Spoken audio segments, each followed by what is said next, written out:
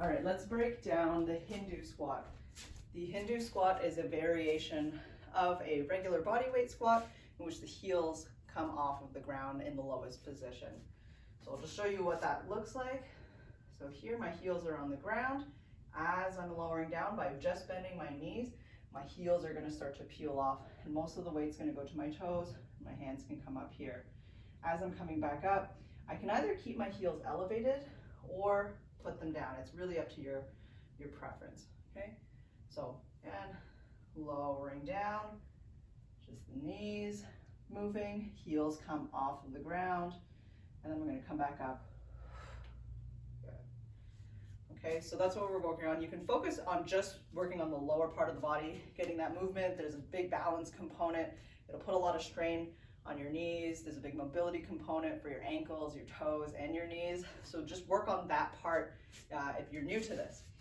Other things that we can start to think about when we're here at that bottom position is where's the weight? And I like to think of having the weight on mostly my big toe and my second toe. So you don't want to be rolling off to the side on your pinkies like this. Bring them in, weights on the big toe and the second toe. You're going to be most supported in that position. Arms will be back when you're at the lowest position so that when you come back up, the arms can come up with you. And this really mimics something like a jumping pattern, right? So if you think about that, arms come back, and when you stand up, arms come up.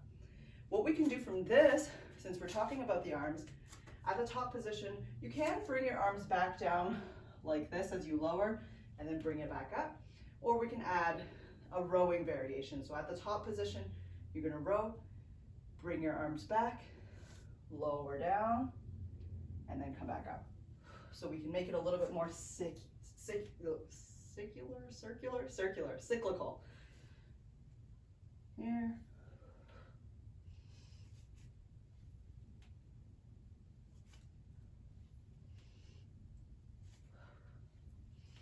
And lastly, we're gonna do something called anatomical match breathing. So usually when we're doing a heavy squat, we're gonna breathe on our way down and then breathe in on our way down, breathe out on our way up. In this case, what we can start to work on too is making it more mechanically efficient by breathing out as we lower down.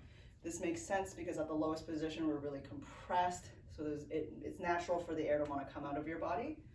So again, as you would lower down, you're going to breathe out.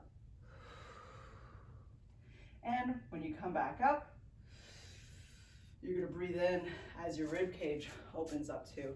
So if you're doing it in a cyclical pattern, it's going to look like this. So we're coming down, breathing out, breathing in.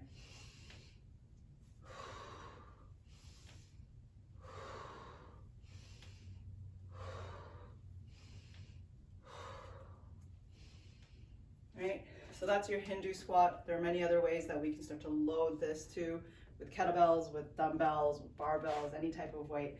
But for now, we'll work on that, this variation here, the body weight variation.